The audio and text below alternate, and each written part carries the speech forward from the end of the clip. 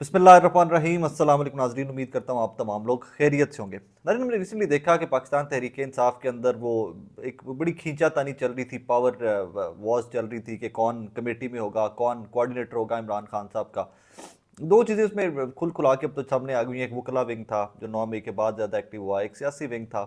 और काफ़ी सारा टाइम तो जब सियासी विंग गैर हाजिरा मंजर से जब ये लोग रुपोश थे, भागे हुए थे या छुपे हुए थे, तो वकला जो थे वो पार्टी के मामला चलाते रहे। और अब जब ये इलेक्शन के बाद कुछ हालात बेहतर हुए हैं तहरीक इंसाफ के, तो ये लोग सामने आ गए और अब वो खींचातानी के अंदर कल एक पॉलिटिकल कमेटी जो है वो बना दी गई। और उस पॉलिटिकल कमेटी की को लेकर बहुत ले दे हो रही है कि उस पॉलिटिकल कमेटी में बहुत सारी चीज़ें मिसिंग हैं। मैं उसकी थोड़ी सी चीज़ें आपके सामने रख दूं कि लोग जो तहरीक इंसाफ के अंदर के लोग कह रहे हैं। As I always believed and always said that कि तहरीक इंसाफ का सोशल मीडिया इतना भारी है, इतना ये बड़ी गेम में चले गए हुए हैं कि इनको हराना भी, तहरीक इंसाफ के सोशल मीडिया को हराना भी इनका अपना ही काम है, वरना ये और कोई नैरेटिव इनके खिलाफ नहीं बना सकता।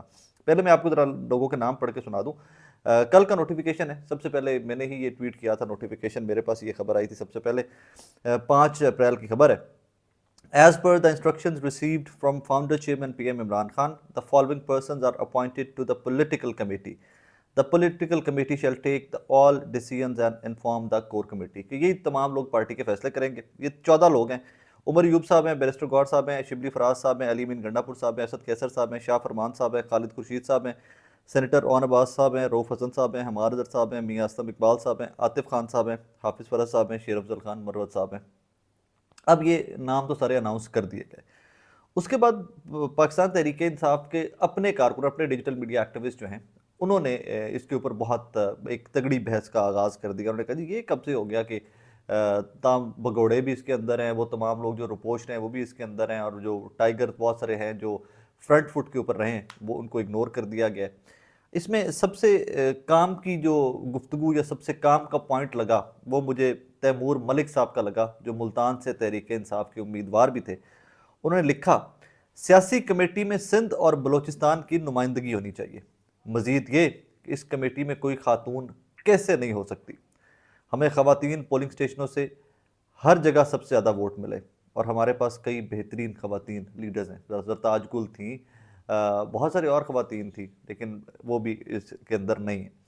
इसके ऊपर एक और डिजिटल मीडिया की एक्टिविस्ट है पाकिस्तान तहरीक इंसाफ की, बड़ा खुल खुला के तहरीक इंसाफ को सपोर्ट करती हैं और बड़ा बोल्ड बोलती हैं, सोबिया अवान साहिबा। वो जब किसी ने लिखा ना कि ये इमरान खान साहब का फैसला है और हमें मिनो एन इसको तस्लीम करना चाहिए, खान साहब बेहतर जानते हैं कि उन्होंने किसको किस लेवल पे या किस पिच पे खिलाना है, ये लिखा इंतज़ार हुसैन पंजोता साहब ने, जो फोकल पर्सन है इमरान खान साहब के। तो उसके ऊपर ये खातून है सोबिया अवान साहिबा। उन्होंने लिखा कि इमरान खान कोई नाउजुबिल्ला खुदा तो नहीं कि जो उनका फैसला हो वही हो गया। शाह फरमान जैसे लोगों को के लिए अवाम ने आपको वोट दिया था, शर्म नहीं आती? इधर कवर देते हुए सारे टाउट जमा कर लिए कमेटी में। बहुत गुस्सा है लोगों में, बहुत गुस्सा है। अच्छा, अब यहाँ पे शाह फरमान साहब के बारे में पहले मैं बात कर लूँ। 2-3 लोगों के ऊपर बहुत ज़्यादा रिजर्वेशन आई लोगों की, हाफिज़ फरज साहब के ऊपर और शाह फरमान साहब के ऊपर। शाह फरमान साहब के बारे में जो पार्टी, जो पॉलिटिकल साइड है, इनका नैरेटिव क्या है वो मैं आपके सामने रख देता हूँ। पॉलिटिकल साइड तहरीक इंसाफ की कहती है कि शाह फरमान इलेक्शन लड़ नहीं सकते थे, लिहाजा उन्होंने कहा जी कि मैं ये 8 फरवरी वाला इलेक्शन, या उससे पहले भी जो इलेक्शन की ऑप्शन आई थी, जो बंदयाल साहब के टाइम पे उन्होंने कहा जी इलेक्शन कराओ, तो उन्होंने इलेक्शन लड़ने से इनकार किया था क्योंकि वो गवर्नर रहे हुए थे, वो इलेक्शन लड़ नहीं सकते थे। एक नंबर 2, उन्होंने कभी भी पाकिस्तान तहरीक इंसाफ छोड़ी नहीं, इसके खिलाफ प्रेस कॉन्फ्रेंस नहीं की, वो हमेशा पाकिस्तान तहरीक इंसाफ का हिस्सा रहे। ये पाकिस्तान तहरीक इंसाफ की का जो वर्जन है वो मैं आपके सामने रखना। दूसरा, हाफिज़ फरज साहब के ऊपर बहुत तनकीद की जा रही। अब यू नीड टू अंडरस्टैंड कि पाकिस्तान तहरीक इंसाफ के अंदर अंदर छोटी छोटी एमक्यूएम बनी हुई है, प्रेशर ग्रुप्स छोटे छोटे तहरीक इंसाफ के अंदर बन गए हैं जबकि इमरान खान साहब जेल के अंदर गए। हर वो बंदा जिसको पहले टाइम नहीं मिला, जिसको पहले मौका नहीं मिला, वो एक दूसरे से वो डिजिटल मीडिया की बात कर रहा हूँ, वो छोटे छोटे छोटे प्रेशर ग्रुप्स है ना, जो वो इतने ज़्यादा बन गए हैं कि उनको लगता है कि अब तहरीक इंसाफ वही चला रहे हैं। और वही लोग हैं जो हाफिज़ फरद के खिलाफ भी कैंपेन करते रहे, हमार अजहर के खिलाफ भी कैंपेन करते रहे। और आप उनसे पॉलिटिकल स्टैंडिंग पूछेंगे तो कोई बंदा आपको कोई नहीं बताएगा कि क्या पॉलिटिकल स्टैंडिंग है। उनमें से काफ़ी सारे बच्चे हैं जो रोज़ ट्वीट्स कर रहे होते हैं कि एहतजाज क्यों नहीं करती लीडरशिप, ये क्यों नहीं करती, वो क्यों नहीं करती। तो तहरीक इंसाफ को सवाल ये पूछना चाहिए कि यार आप लोग कहाँ कहाँ पे एहतजाज करते फिर रहे हो? मतलब जब एहतजाज होते भी थे आप लोग नज़र कभी नहीं आते थे, लेकिन वो इंटरनल मैटर्स है उनके, उसके ऊपर हम तो बात नहीं कर सकते बहुत ज़्यादा। तो बहरहाल काफ़ी ज़्यादा इसके ऊपर बहस चल रही है। और इसके ऊपर कुछ लोग तो और एक और ट्वीट है, वो बड़ी पढ़ने वाली है। डार साहब हैं, आरिफ डार, वो कहते हैं, पाकिस्तान तहरीक इंसाफ का एक वोटर और सपोर्टर होने की हैसियत से ये मेरा फ़र्ज़ है कि मैं पार्टी में होने वाले गलत फैसलों पर सवाल करूँ। इस सेक्रेटरी जनरल पाकिस्तान तहरीक इंसाफ की जानिब से इस नोटिफिकेशन में, जिसके तहत पॉलिटिकल कमेटी बनाएगी, सिर्फ 3 नामों के अलावा सबका ताल्लुक हामिद खान ग्रुप से है और तकरीबन सब ही गद्दार हैं। हम बहैसियत सपोर्टर और सोशल मीडिया वर्कर और वोटर इस नोटिफिकेशन को मुकम्मल तौर पर मुस्तरद करते हैं।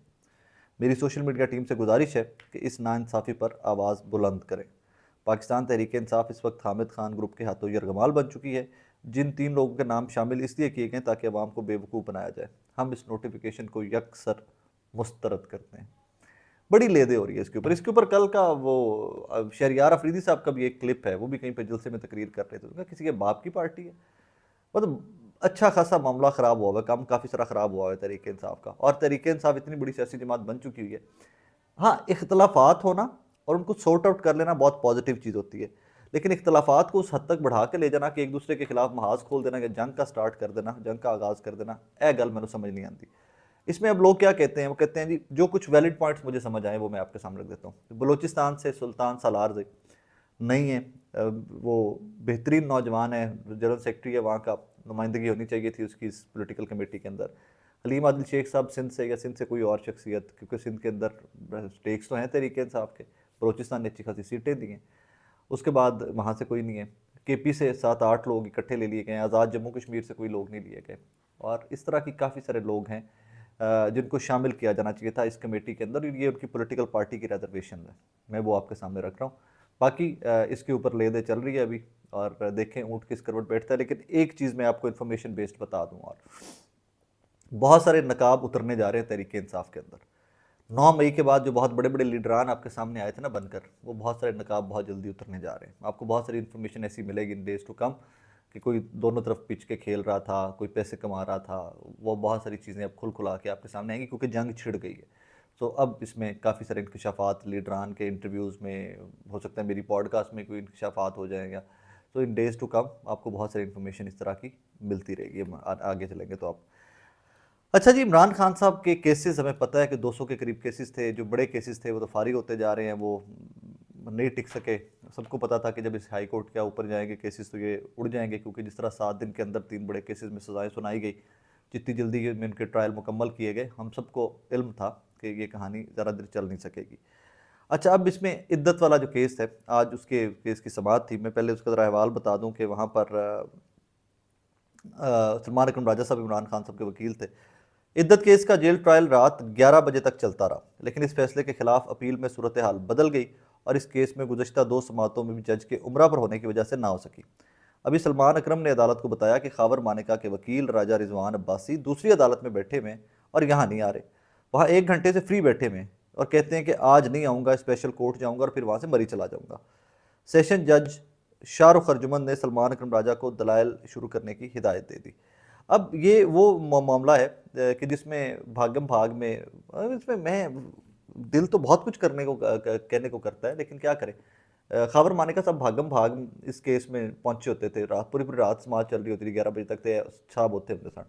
अब जब पता है कि पल्ले कख नहीं है, हमने पूरी दुनिया के अंदर अपने ख़ानदान की जलालत करवा ली है, अब कोर्ट से मानिका साहब भी भागे होते हैं और मानिका साहब के वकील साहब भी भागे होते हैं, क्योंकि क्या जाके फेस करोगे आप, क्या वहाँ पर दलाइल दोगे।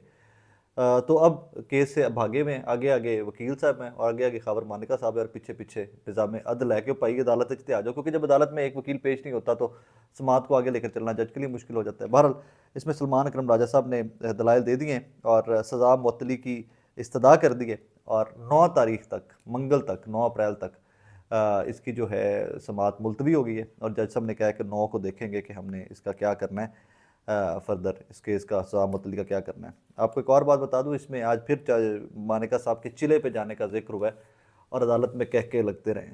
मुझे बड़ा दुख होता है कि पता नहीं कैसे कैसे ख़ानदान, कैसे कैसे लोग अपनी ज़ात, अपने ख़ानदान, अपनी हिस्ट्री, अपनी तारीख, माजी और आने वाली के साथ कैसे कैसे जुल्म कर बैठते हैं कि तारीख़ की किताबों में आपका नाम जब आएगा तो लोग हंसा करेंगे आपके ऊपर। जिस तरह आज वहाँ पर कहा गया कि खाबर मानिका साहब चिले पर चले गए थे, जज साहब भी मुस्कुराए और अदालत में बाकी लोग जो थे वो कल आ गया, बाकी जो लोग वहाँ पर बैठे हुए थे वो लोग भी मुस्कुराए। इट्स वेरी अनफॉर्चुनेट, बड़ा पेनफुल सा सिचुएशन होती है, लेकिन की करिए, लोग अपने आप ते आप चीज़ां सवार करते हैं। अपना बहुत सारा ख्याल रखिएगा, दुआ में याद रखिएगा। अल्लाह हाफिज़।